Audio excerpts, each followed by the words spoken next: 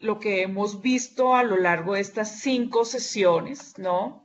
La primera sesión, pues fue todo el tema de la introducción de la salud mental, el concepto de salud mental y, digamos, lo destacable es cómo no se puede parcelar, ni dividir, ni fraccionar, sino que la salud mental está muy unida o integrada a la salud orgánica y viceversa, ¿no? La segunda sesión vimos la depresión, ¿no? Y pues con el mensaje que es una enfermedad y la importancia de ser detectada a tiempo, ¿no? Para detener todo, pues el deterioro cognitivo, ¿no? Entonces la importancia de los familiares, de los cuidadores y pues de la misma persona mayor como sujeto autónomo independiente y pues responsable también de su autocuidado, que puedan leer estas señales tempranas de la enfermedad y buscar la orientación y el tratamiento profesional adecuado y oportuno.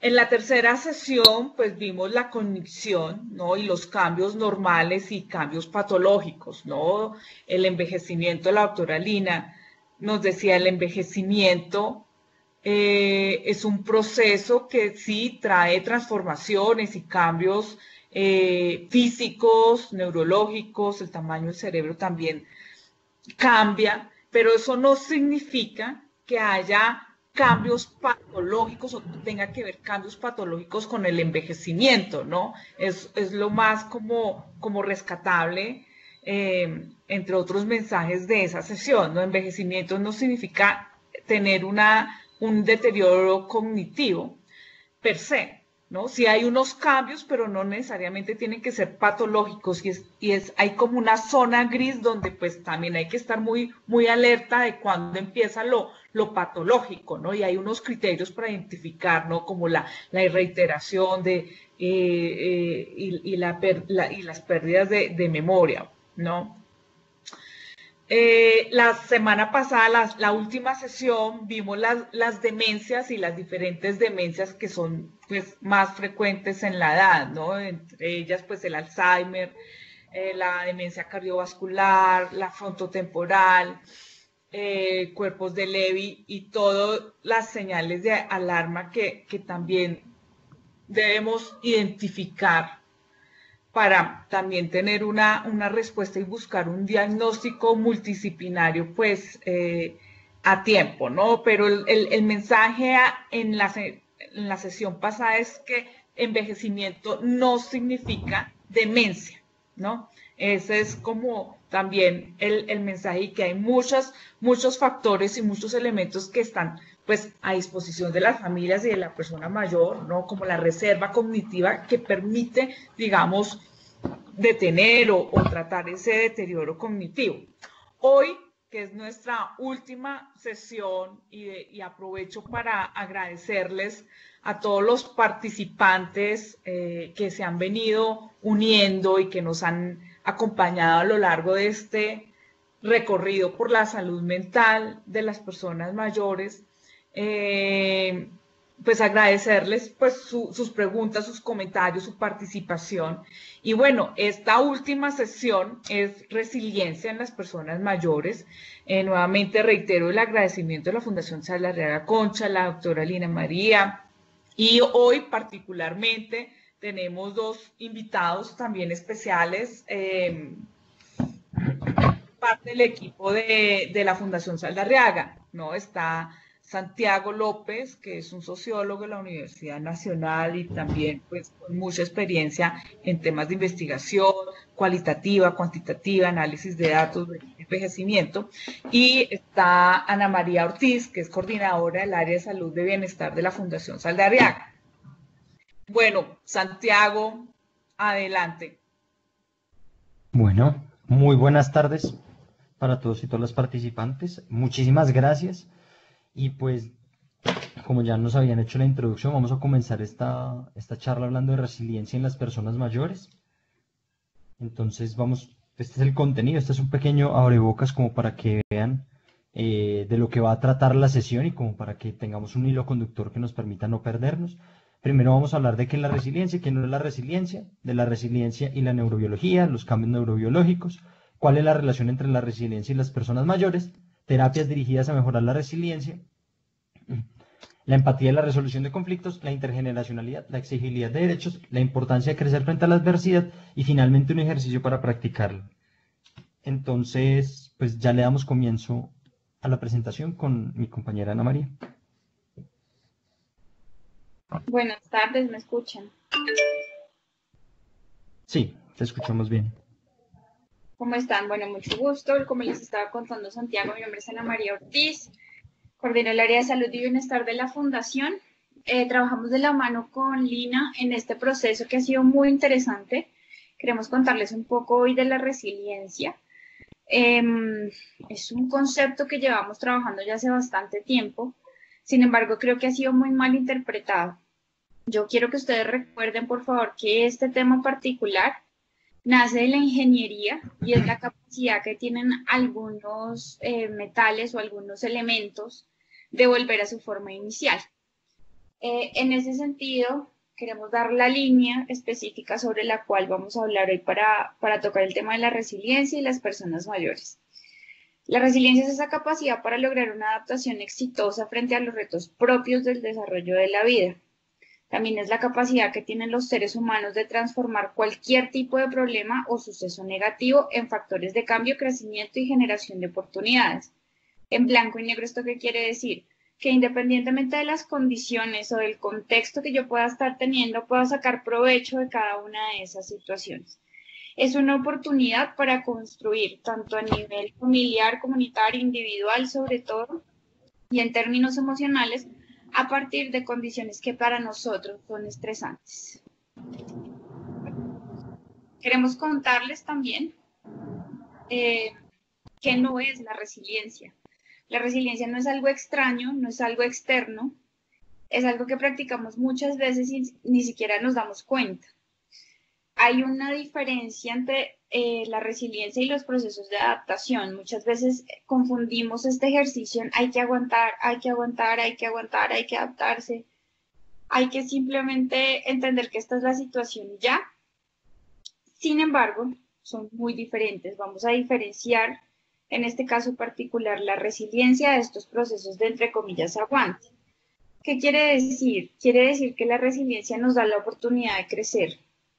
Aguantar nos mantiene bajo las mismas condiciones, inclusive con el mismo sufrimiento emocional, generando y abriendo la puerta a una cantidad de posibles problemas, no solo en salud mental, sino inclusive en términos de relacionamiento y otro tipo de espacios particulares de los que hacemos parte.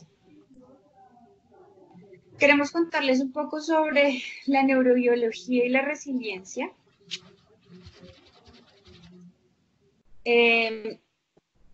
Resulta que a pesar de que muchos de nosotros hemos venido trabajando en el término muy particular de la resiliencia, nos cuesta entender cómo funciona y nos cuesta entender un poco que hace parte de un proceso también biológico y en este momento tenemos investigaciones que nos muestran cómo hay cambios neuroendocrinos periféricos que predicen la capacidad resiliente de una persona.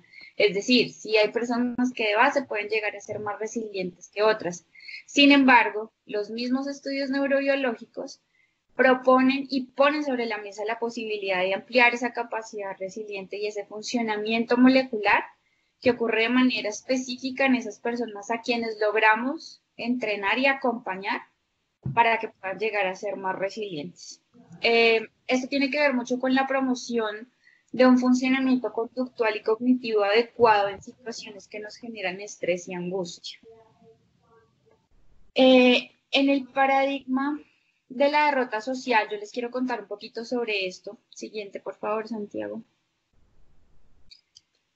Resulta que en muchas investigaciones sobre el funcionamiento neurobiológico de algunas situaciones particular que nos producen estrés, específicamente que se han realizado con militares y personal de rescate, se han identificado que hay unos cambios muy particulares que ocurren solo cuando una persona es lo suficientemente resiliente.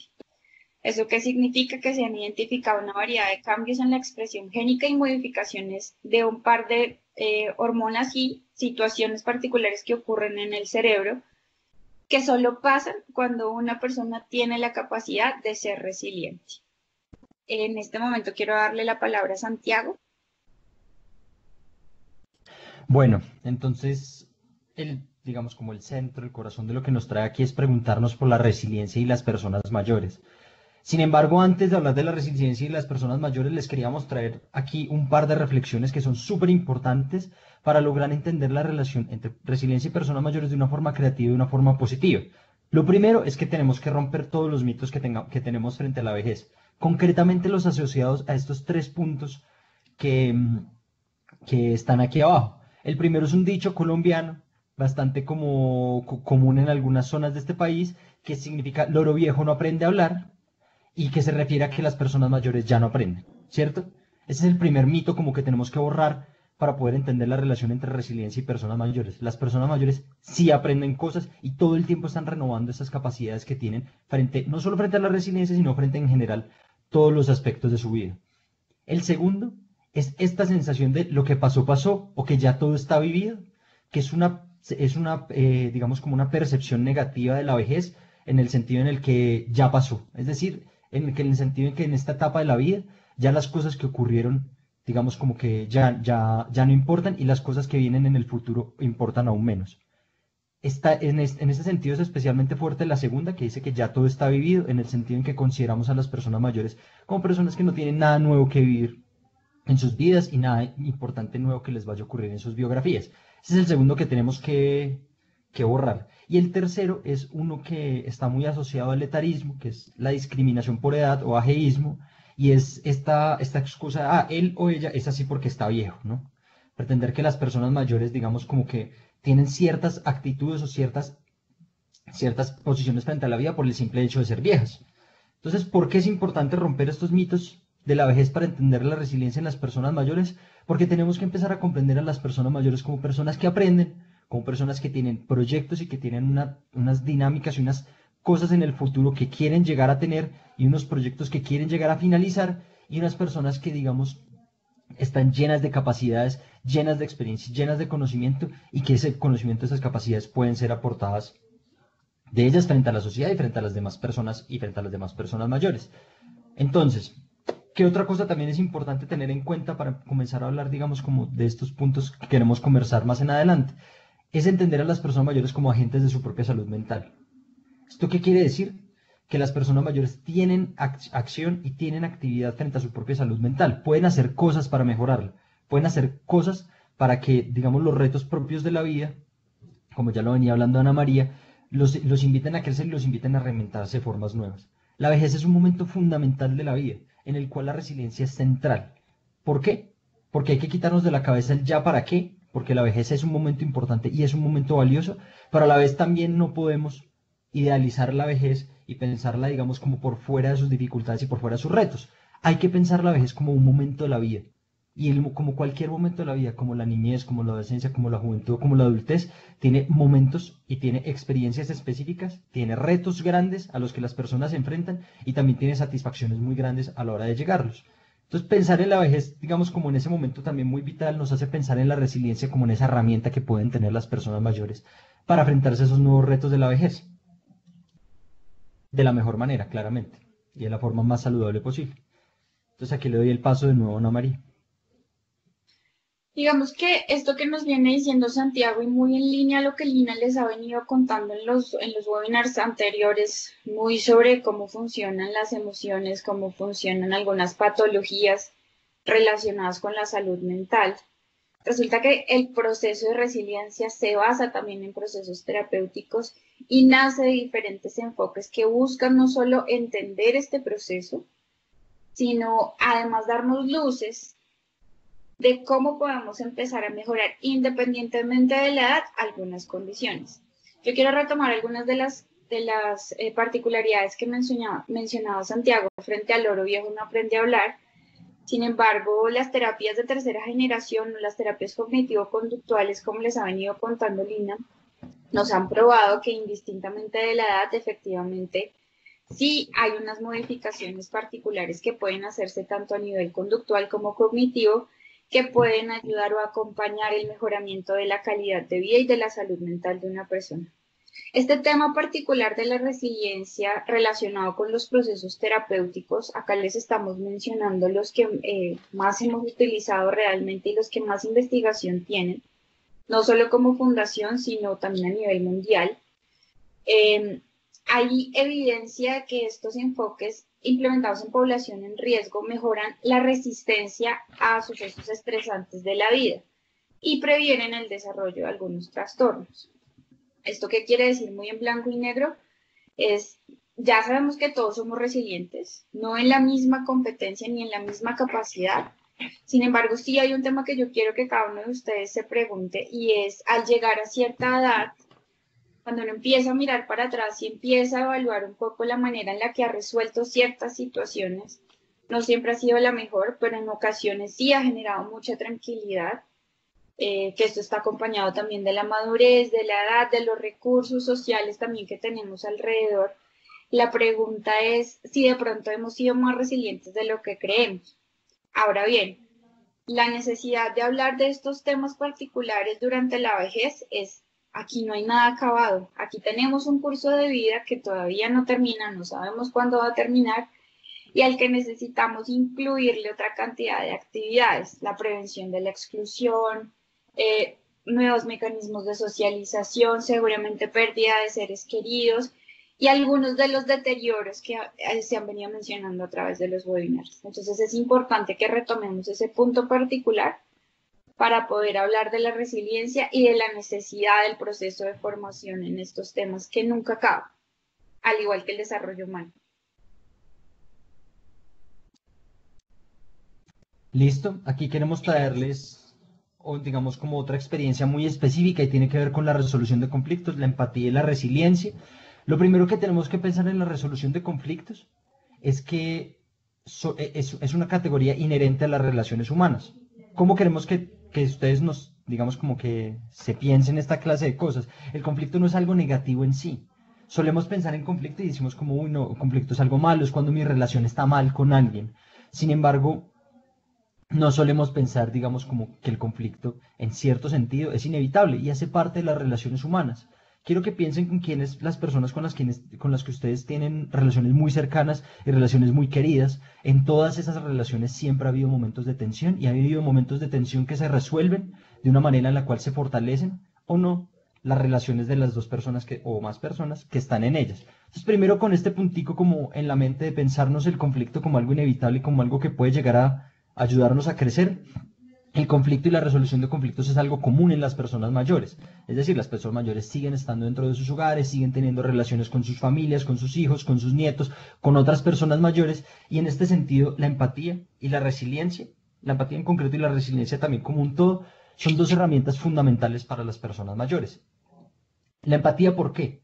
Porque para una resolución de conflictos que se quiere reconocer y que quiere ser creativa, se tiene que partir del reconocimiento del otro. Se tiene que partir no solo de reconocer que hay una persona al otro lado del conflicto, sino que esa otra persona al otro lado del conflicto tiene emociones, tiene sentimientos y tiene digamos, una percepción específica sobre los hechos que son distintas a las de uno y que tienen que ser tenidas en cuenta a la hora de hablar o de la hora de pretender resolverlo.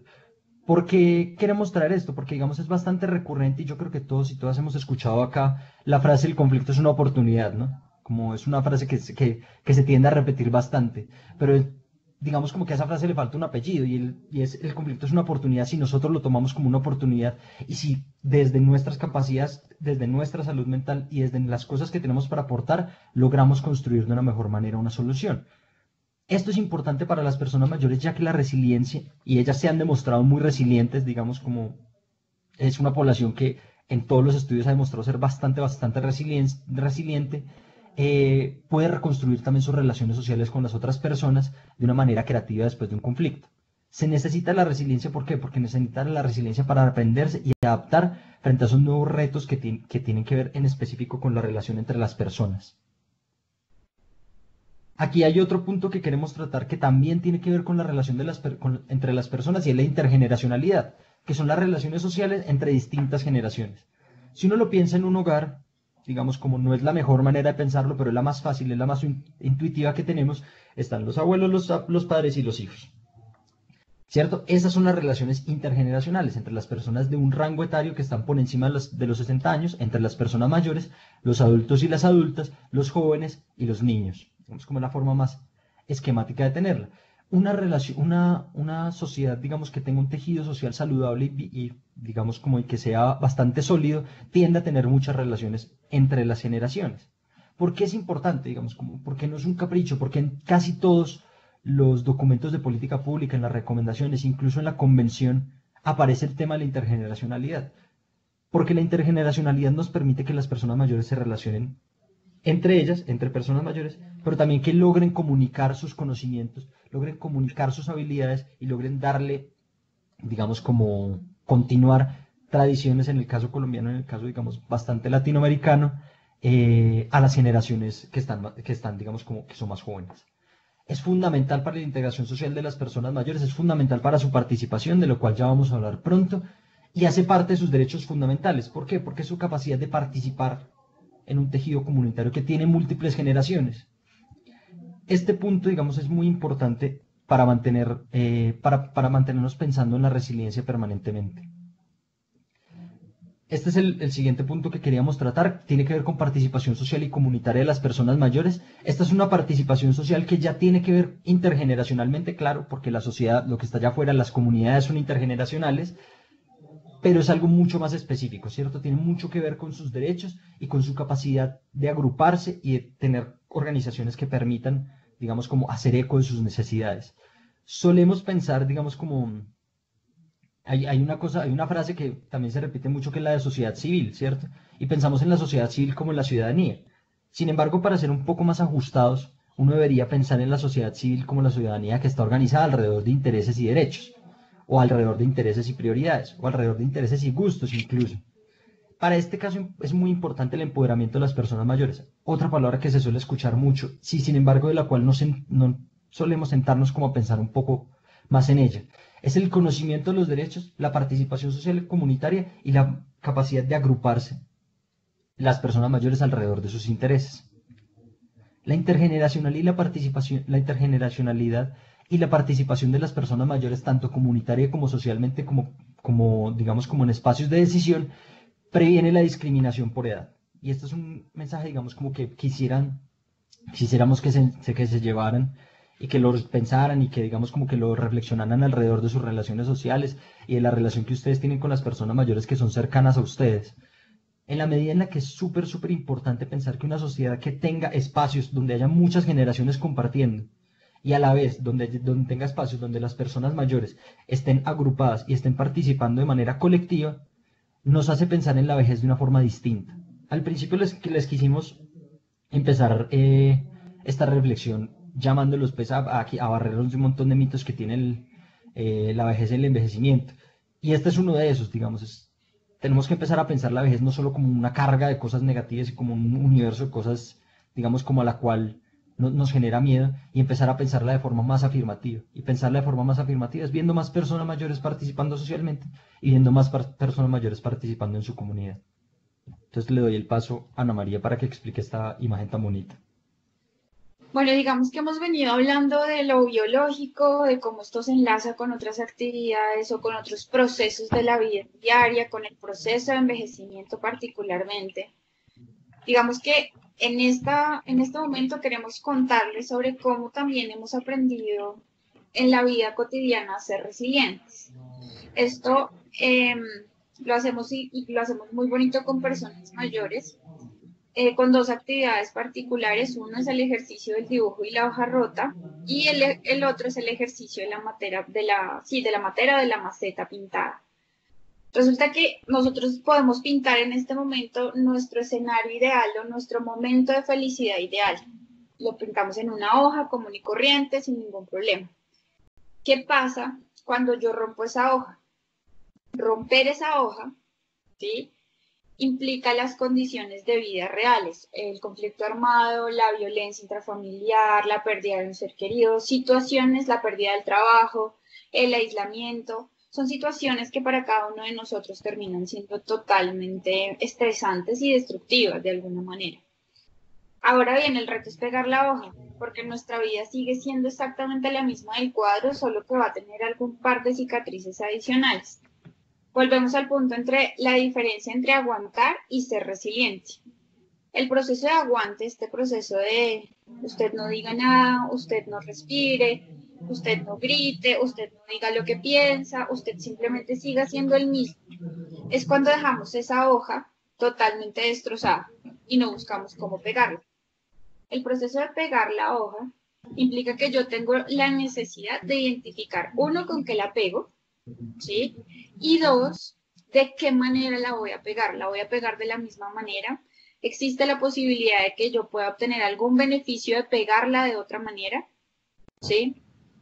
Y este ejercicio, muy relacionado con el ejercicio de la maceta pintada, es cómo a lo largo de la vida nosotros aprendemos y empezamos a valorar esas cicatrices o esas grietas que la vida nos ha dejado, independientemente de las circunstancias.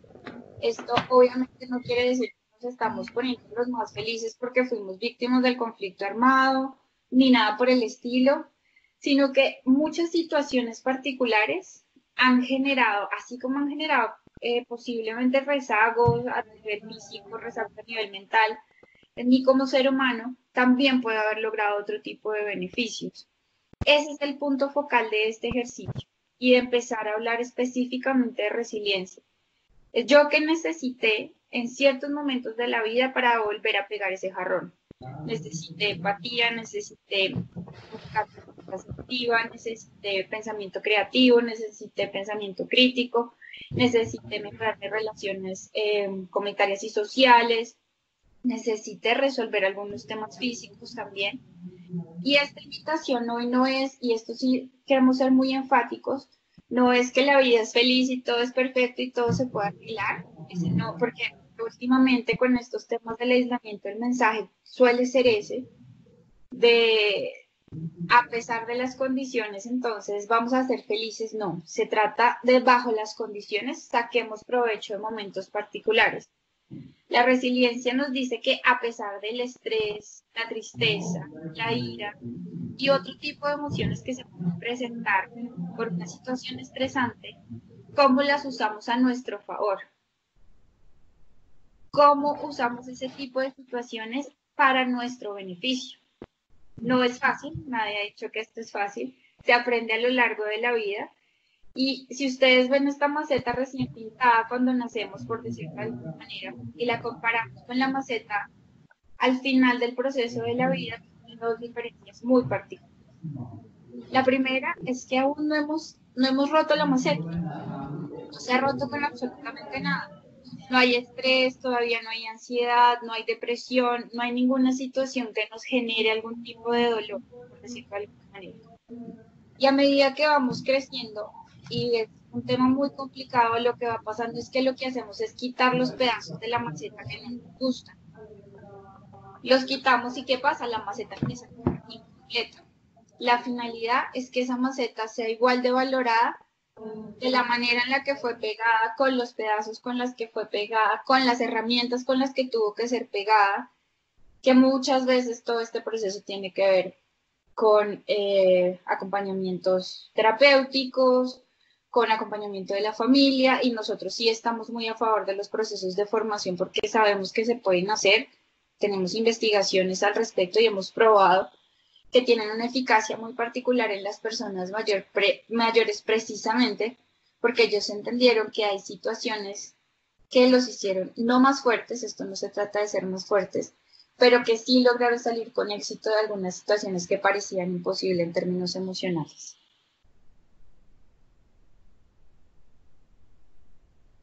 Santiago, tienes el micrófono apagado. ¿Aló? ¿Ya me escucho? Sí, te escuchamos. Y frente a eso quisiéramos hacer un pequeño, digamos como un pequeño inciso y traer a colación unas actividades que nosotros realizamos como fundación, y es que muchas veces, digamos, como una de las actividades para las cuales les enseñamos a las personas resiliencia y lo que significa la resiliencia es que les damos un jarrón para que ellos lo pinten, una macetica. esa maceta en algún momento la tiran al suelo o la tienen que destruir. Nos ha ocurrido que en muchas de las actividades que generamos eso, el hecho de reconstruir la maceta, de volverla a pegar, se vuelve toda una actividad, digamos, como en los núcleos familiares. Entonces son los niños ayudándole a volverlas a pegar a la mamá o el papá que están dentro de la actividad, o son momentos de enfrentarse muy fuerte, digamos, como esta necesidad de ejercer resiliencia, o muchas personas se desaniman y después de unos días, de unos 2 o 3 días, ya cuando la habilidad, ya cuando la actividad ha pasado, se sientan y la vuelven a armar. Entonces, aquí también hay una invitación a decir que así como la idea es como reconstruir, digamos, la maceta, haciendo un poco como énfasis en lo bonita que pueden llegar a ser las heridas, digamos, como las partes donde se resquebraja la maceta, la invitación también es que la resiliencia es un proceso, digamos, como frente al cual hay muchas formas distintas a aproximarse frente a él. Y no todas las personas tenemos la misma resiliencia de la misma manera todo el tiempo. Y esto nos trae al último punto que queríamos tratar hoy. Es una categoría nueva, relativamente nueva. Fue propuesta en 1999 y tiene que ver con crecimiento postraumático, un poco haciendo digamos, como un poco haciendo un juego de palabras con lo que significa el estrés postraumático. El crecimiento postraumático, de acuerdo digamos, como con esta nueva aproximación, hace referencia a los cambios positivos que tiene un individuo como resultado del proceso de lucha que emprende a partir de la vivencia de un proceso traumático. Esto que suena un poco complejo es muy sencillo, es un proceso traumático el difícil al cual el individuo aplicó unas prácticas, entre ellas la resiliencia, y logró, digamos, como emprender un final positivo, o logró emprender, digamos, como un proceso de crecimiento a través del suceso traumático.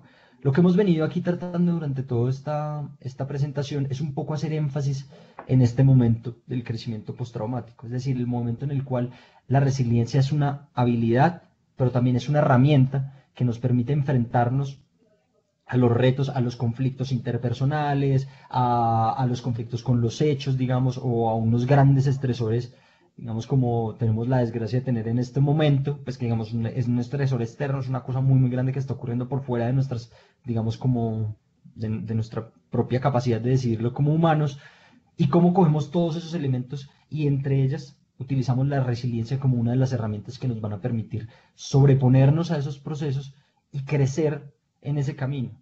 Y aquí digamos, somos bastante enfáticos y creo que es lo que más hemos dicho durante toda la presentación, pero digamos, el centro está puesto precisamente en ese proceso en el cual nosotros logramos crecer o logramos aprender cosas nuevas o logramos resolver de maneras nuevas estos procesos.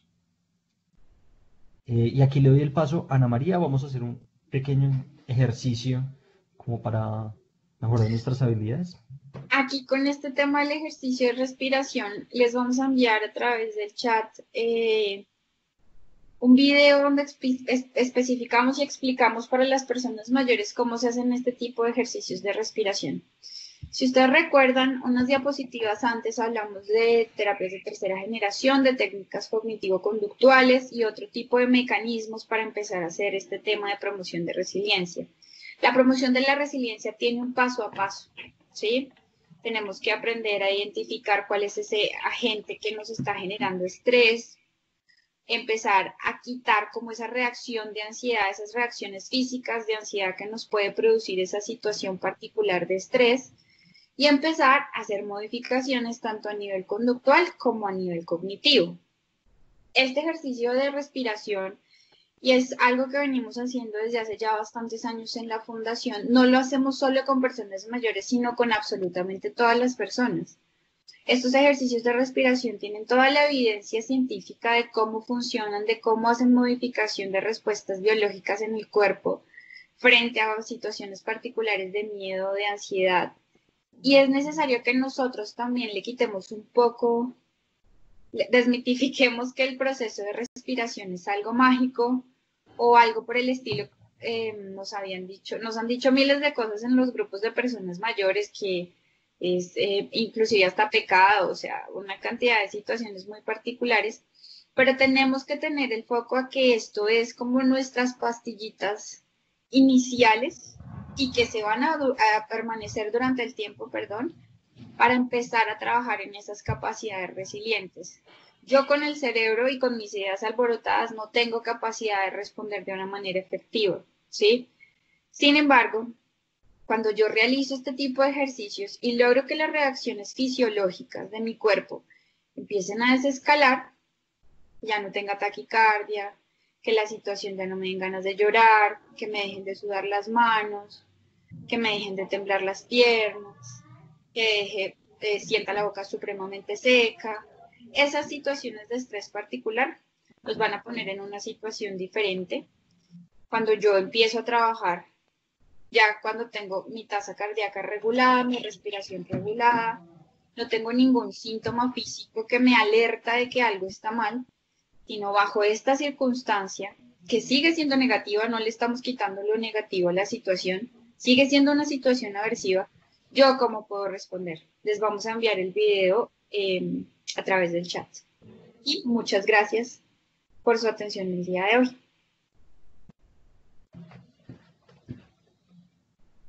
Queremos en este momento dejarlos con Lina María González, que es la persona que ha venido, además, nuestra psiquiatra, que ha venido contándoles a través de el resto de temas de los webinars, quien está encargada de responder algunas preguntas particulares que se han hecho. Lina, bienvenida.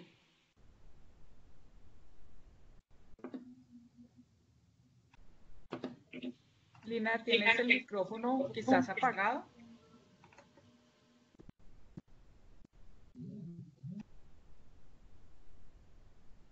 Hola. Lina, ¿nos escuchas?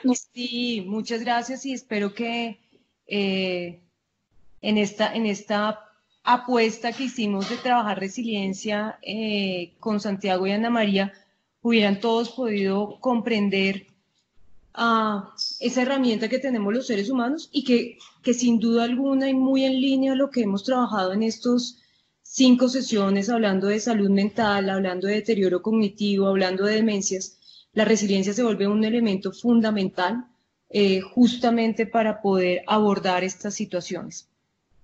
Marcela y Wendy muy amablemente nos han enviado las preguntas que muchos de los participantes han realizado, ¿sí? Y vamos a contestarlas entendiendo que estamos muy bien de tiempo, ¿sí? Entonces, voy a ir contestando una a una y por favor dejamos abiertas las preguntas frente al tema de resiliencia que consideramos que es clave tanto para las personas mayores y, como decía Ana y Santiago, para la población en general. Entonces, dentro de las preguntas que tenemos, Natalie Álvarez nos preguntaba que si es normal que una persona de 50 años presente pérdida de memoria. Un poco para recordar, no es normal que uno pierda memoria a ninguna edad, ¿sí?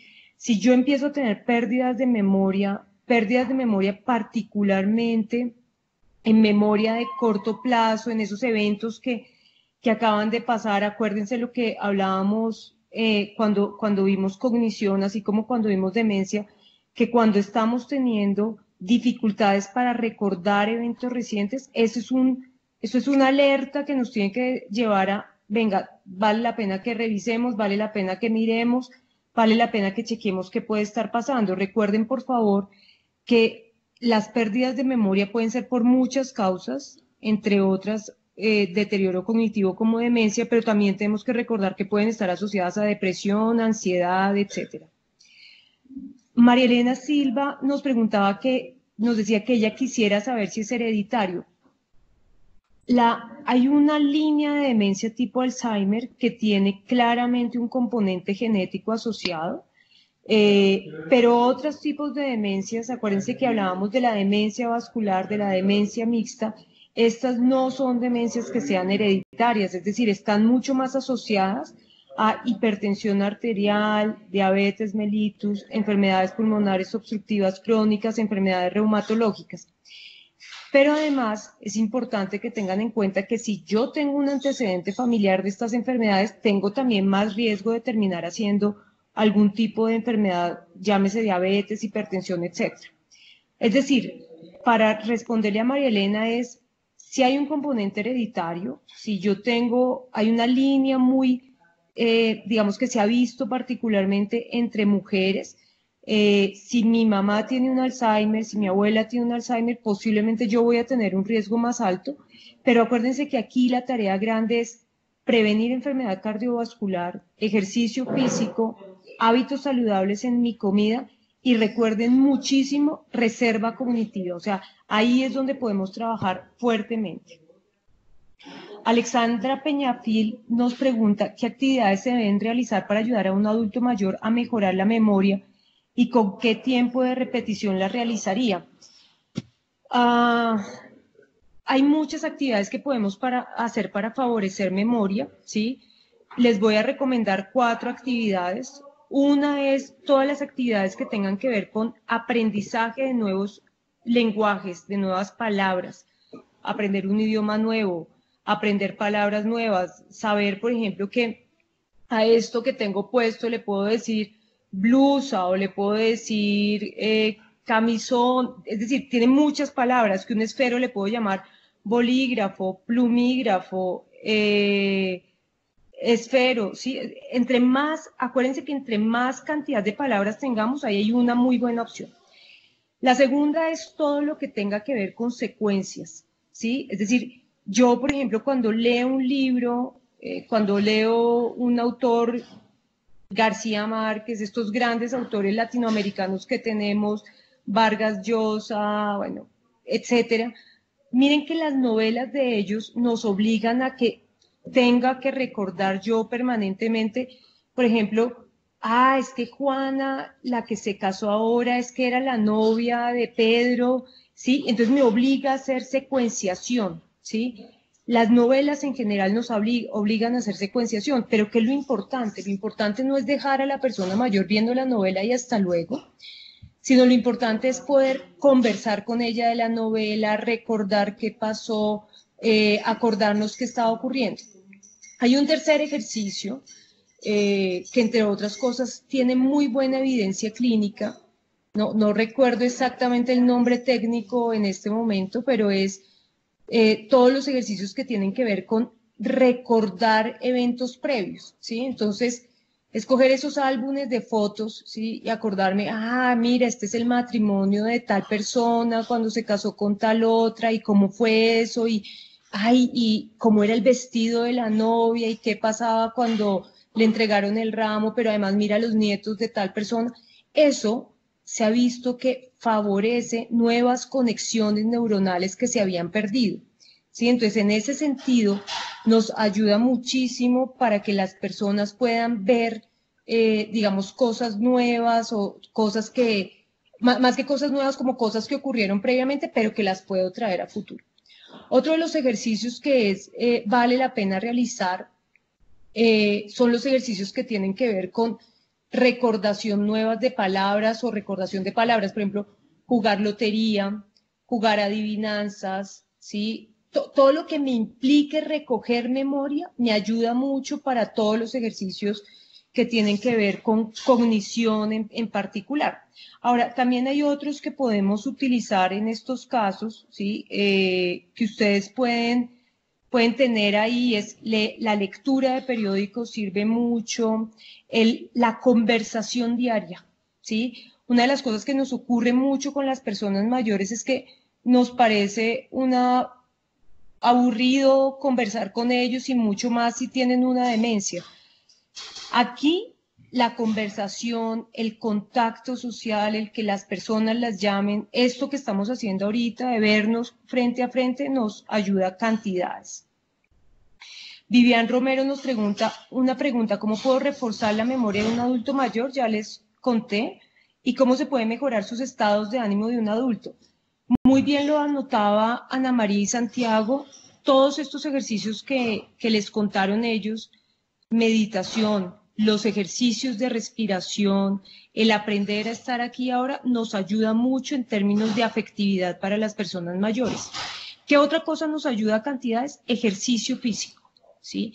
El ejercicio físico, particularmente el ejercicio cardiovascular, sabemos hoy que mejora de una manera importante casi similar en las depresiones leves que un antidepresivo, es decir, hacer ejercicio cardiovascular, idealmente 5 veces a la semana, logrando subir frecuencia cardíaca, obviamente y previamente evaluada con un geriatra o con un cardiólogo, es una muy buena medida para poder lograr mejorar la afectividad. Y un tercer tema en términos de afectividad, vuelvo e insisto, conversar, ¿sí? Vincular. Una tendencia que tenemos las personas más jóvenes es que nos olvidamos que vamos a ser viejos y a las personas mayores les hablamos como de afán, ¿sí? Como rapidito, como salgamos rápido de este tema, y es poder abrir espacios de conversación. El Lina, te vínculo social perdimos. funciona mucho. ¿No me oyes, Marcela? Ya, te había perdido. El vínculo social nos ayuda mucho y nos sirve cantidades para mejorar esto. Me pregunta Vanessa Ramírez si los 3 test de los que hablamos pueden ser aplicados por cualquier profesional. Idealmente la aplicación de estos test debe ser realizado por un neuropsicólogo. Digamos que la aplicación debe ser muy bien realizada porque de la aplicación va a impactar mucho en los resultados y el análisis. Y los resultados y el análisis deben ser realizados por una persona especializada, en este caso un neuropsicólogo, que tenga la capacidad de condensar y evaluar todo esto de manera conjunta. ¿Por qué? Porque si yo hago, por ejemplo, un Yesavage, ¿sí? Hago un Bartel, hago un MOCA y no lo tengo en cuenta con la historia clínica del paciente, pues voy a ver es una medida aislada. Yo necesito es poder mirar cada uno de ellos y poderlos analizar en su conjunto. Nos dice otra persona que les sorprendió mucho la predisposición que ella puede tener a una demencia, que tiene una depresión, hipotiroidismo, hipertensión arterial, pérdida de audición, diabetes tipo 2 y obesidad. ¿Qué puede hacer? ¿Sí? Lo primero que podemos hacer es saber qué podemos hacer. ¿Sí? Aquí yo quiero insistir en que la demencia tenemos hoy cómo prevenirla, pero también tenemos cómo tratarla. Lo primero que tenemos que hacer es bajar de peso, es buscar hábitos de vida saludable, es hacer ejercicio físico y es buscar controlar esas 2 enfermedades crónicas no transmisibles que son diabetes mellitus e hipertensión. Si uno logra enfocarse a eso que a veces suena tan difícil, ¿sí? Logra sin duda alguna disminuir un riesgo de demencia.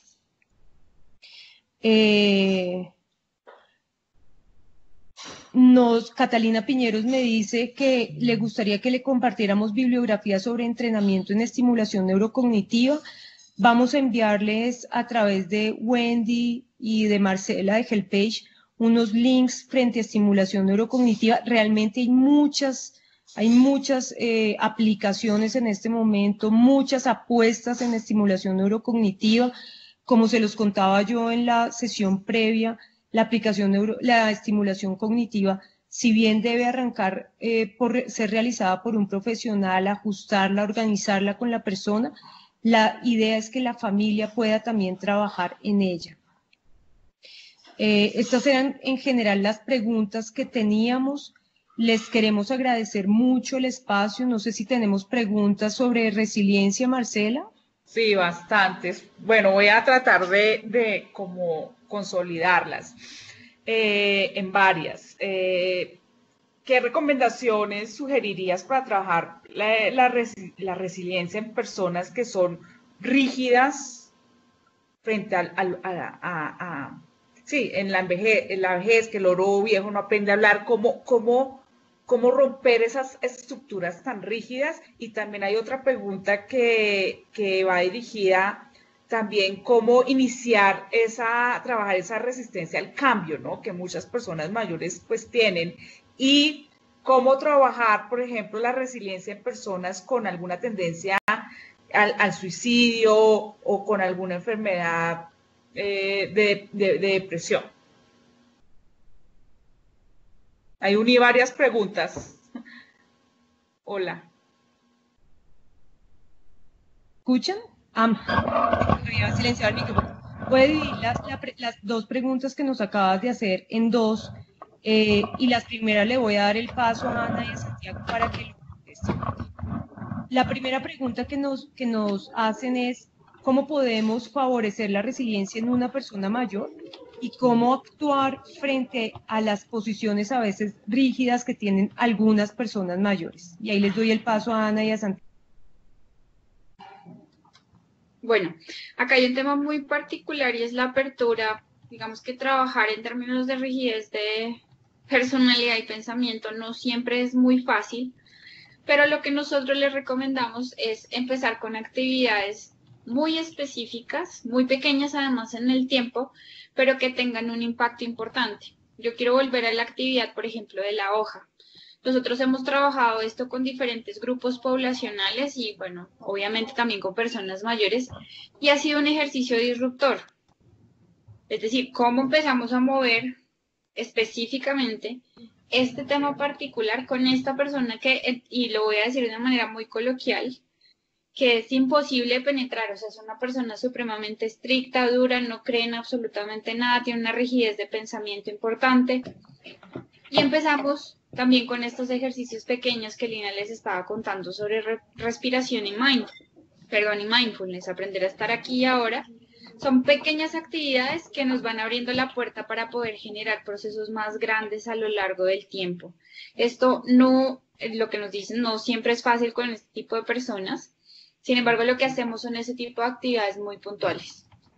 Empezar con ejercicios pequeños de respiración, empezar con ejercicios pequeños de conciencia plena y ejercicios que rompan un poquito ese esquema de esa persona. El ejercicio de la maceta, ustedes no saben el poder emocional que tiene esa actividad, el de romper una matera.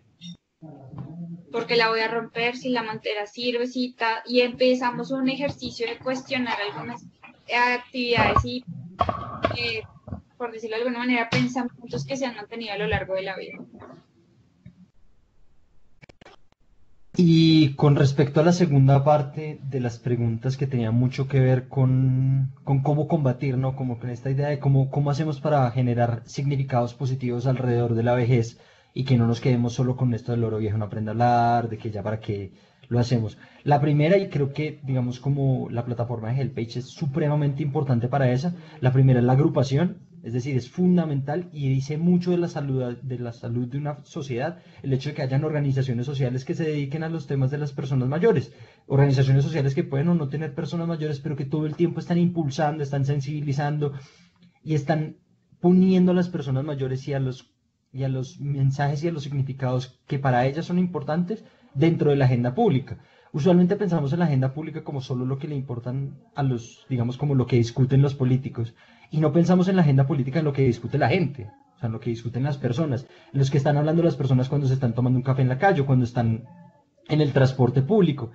Y en la medida en la que logramos construir muchos mensajes y que esos mensajes calen en la vida cotidiana de las personas y que sean positivos para la vejez, vamos a poder combatir esas visiones como tan negativas que solemos tener. Hay un punto también que es súper importante y que lo habían mencionado en algún momento, y es que las personas mayores, cuando uno les pregunta, digo, ¿usted es resiliente? Ellas dicen no, pero después uno indaga en la vida cotidiana de ellas, uno indaga en sus historias de vida y son supremamente resilientes. Muchas veces esas rigideces son las rigideces de un primer momento, pero una vez, como decía Ana María, se logran desmontar poco a poco con ejercicios, logramos entender lo rico, digamos, como la riqueza que tienen las personas mayores a la hora de tener habilidades resilientes.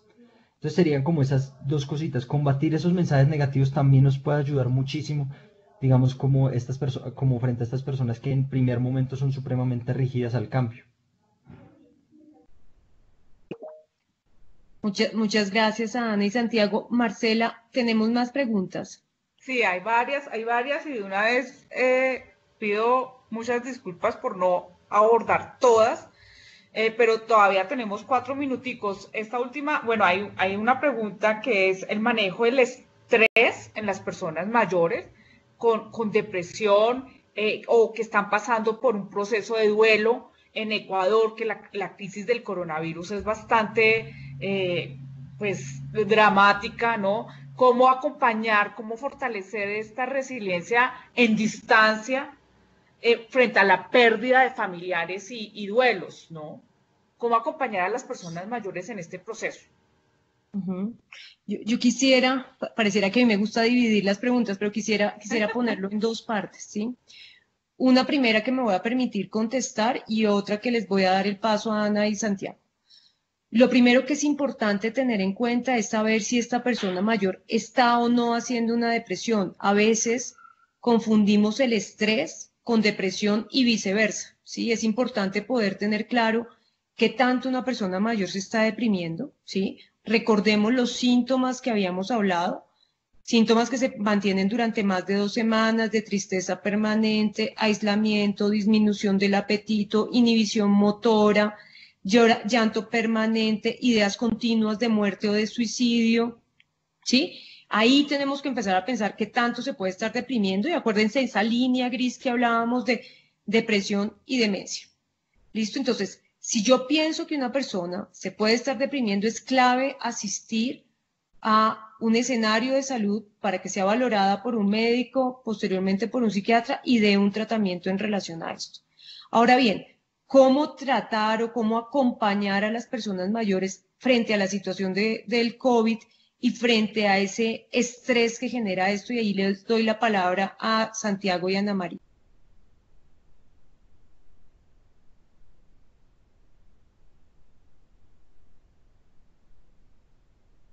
Hola, ¿Aló? quizás tengan el micrófono apagado.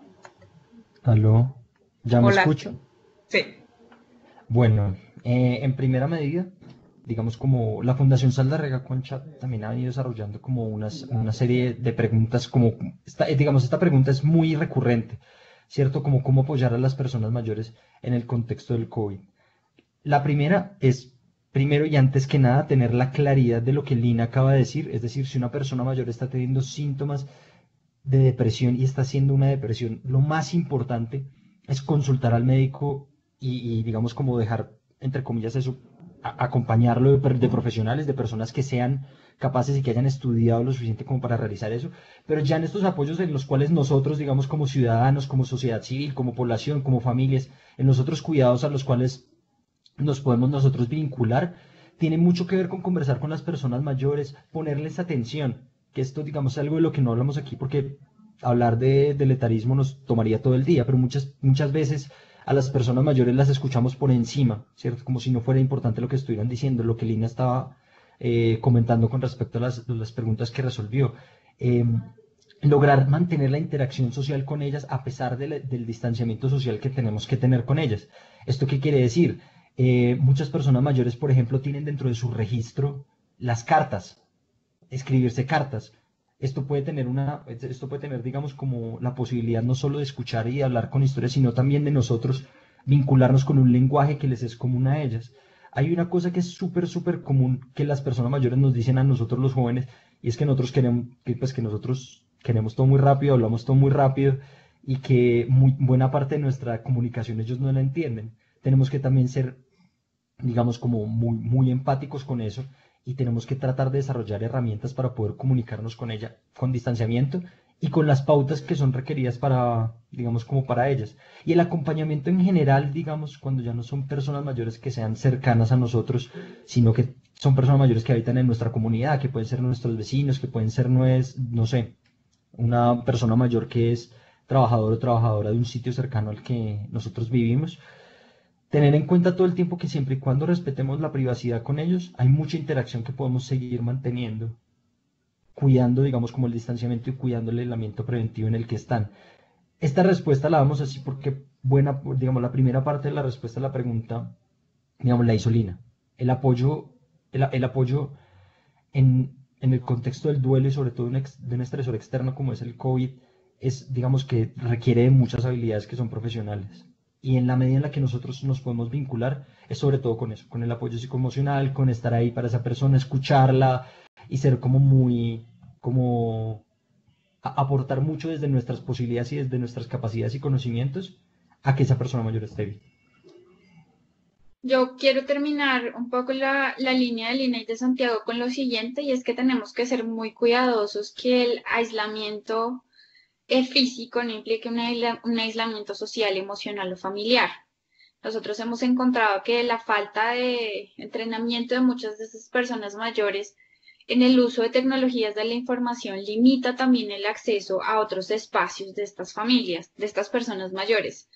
Nuestras recomendaciones particulares, además de las que les estaba contando Santiago, frente a temas particulares de comunicación, tratemos de vincularlos también a ese tipo de actividades. Y esta es una actividad que hemos logrado identificar que tiene mucho, digamos que mucho impacto, muy relacionado con otro tipo de procesos que nosotros venimos haciendo. Y es a veces permítanle a estas personas que tienen al otro lado del teléfono contarles historias. A veces nos preguntan mucho, bueno, pero yo qué le pregunto, de qué hablamos, cómo la hago sentir incluida. Miren, tenemos personas mayores que no leen, no escriben, pero que son mágicas en la cocina. Oiga, yo quisiera que usted me ayudara, por favor, con un libro de recetas. Y lo vamos a hacer de manera telefónica. Eso empieza, basados en las capacidades que tiene esa persona mayor, usarlas a su favor para empezar un proceso real de vinculación e inclusión. Recuerden, el aislamiento no puede ser emocional y mucho menos social. El aislamiento es físico. Bueno, pues digamos que llegamos al fin de nuestra sesión de resiliencia y de nuestras 5 sesiones del curso. Pues de verdad muy contenta de todo el acompañamiento de las personas que estuvieron atentas en estas 5 sesiones. Realmente han sido excelentes y también un abrebocas a seguir profundizando muchos temas, ¿no? Es difícil poder responder a cada pregunta, ¿no? Pero nos vamos también con muchas inquietudes y con muchas iniciativas de seguir trabajando para esta comunidad. Yo realmente de verdad agradezco a la Fundación Saldaña Concha y nuevamente a quienes se unieron en esta iniciativa con sus preguntas, comentarios, que los leemos todos en el chat, pero sin embargo no podemos socializarlos todos, pero muchas gracias, que esto es lo que ha hecho que esta iniciativa pues sea muy dinámica y valioso para todos.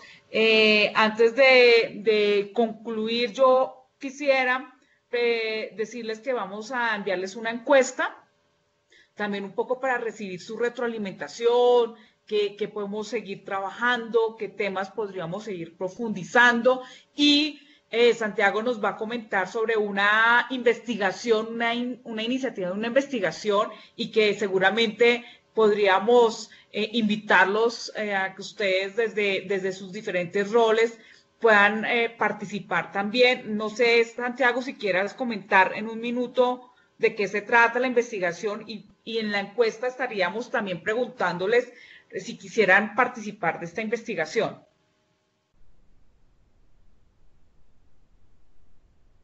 Santiago o Ana. Sí, acá estamos los dos.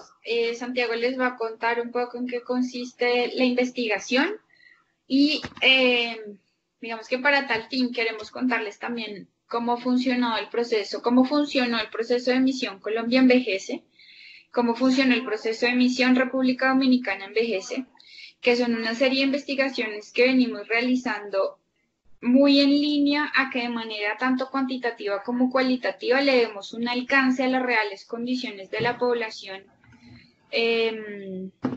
no solo las personas mayores, sino aquellas personas que también estamos en proceso de envejecimiento. Es cómo nos preparamos para un envejecimiento saludable y activo, y además qué pasa con este gran grupo poblacional que tenemos, que además todas las cifras demográficas de cada uno de los países, específicamente de América Latina, el Caribe, nos han dicho, bueno, esto va va mucho más acelerado de lo que estábamos esperando. Entonces, es como el foco particular. Quiero que Santiago les cuente ya más a fondo sobre el proceso. El proceso en específico se quiere concentrar en una particularidad muy concreta del envejecimiento poblacional y el envejecimiento individual, y es el cuidado entendido como esas prácticas en las cuales todos, digamos, como todos estamos inmersos en la vida, todos fuimos cuidados cuando fuimos niños, buena parte seguimos siendo cuidados en nuestra, digamos, como en la juventud y en la adultez, y seremos cuidados cuando seamos personas mayores. La idea es como hacer una investigación que logre comparar esas experiencias de cuidado en América Latina y en los diferentes, digamos, como países y las diferentes culturas y que nos permita dar información valiosa a la hora de entender esta interrelación tan cercana que hay dentro del cuidado entre la sociedad civil, las familias, el mercado y el Estado. Hay países que tienen servicios de cuidado, hay países que tienen servicios de cuidado que no están articulados, hay países que tienen servicios de cuidado que están articulados en un sistema de cuidado y pues digamos como eso es lo que se quiere evaluar dentro de la investigación, un poco la forma transversal de entender el cuidado a todas las sociedades latinoamericanas, específicamente en el contexto de las personas mayores, que como Ana María dice y como digamos como es una práctica muy repetida dentro del universo de quienes nos dedicamos al envejecimiento y la vejez, y es que viene creciendo. Digamos, es un proceso que viene acelerándose, que es más acelerado de lo que esperábamos, muestran casi todos los censos que se han hecho recientemente, incluyendo el colombiano, y que nos genera estos retos, digamos, a la hora de atender el cuidado de las personas mayores y a la hora de crear política pública alrededor. Ese es como, digamos, como el espíritu general de la investigación. Pues gracias, Santi. Pues la idea es, vamos a hacer entonces una encuesta muy breve para también identificar sus intereses y su relación con el tema del cuidado, que seguramente esta investigación identificará pues buenas prácticas y también nos llevará a unas recomendaciones de política pública para que realmente el cuidado sea abordado de una manera sistemática, holística, institucionalizada, también con un enfoque comunitario, familiar, ¿no? Porque pues es todo un engranaje, ¿no? Y así se quiere ver, ¿no? Entonces, pues nada, muchísimas gracias. Me da pesar despedirme y despedir este curso, que fue también particularmente pues de mucho provecho. Y bueno, hasta una próxima oportunidad. Gracias, Santiago, gracias, Ana, y bueno, excelente iniciativa con la Fundación. No, Muchas muchísimas gracias. gracias a ustedes. Mil gracias y esperemos que tengan un resto de cuarentena, aislamiento, entre comillas, muy productivo. Muy resiliente.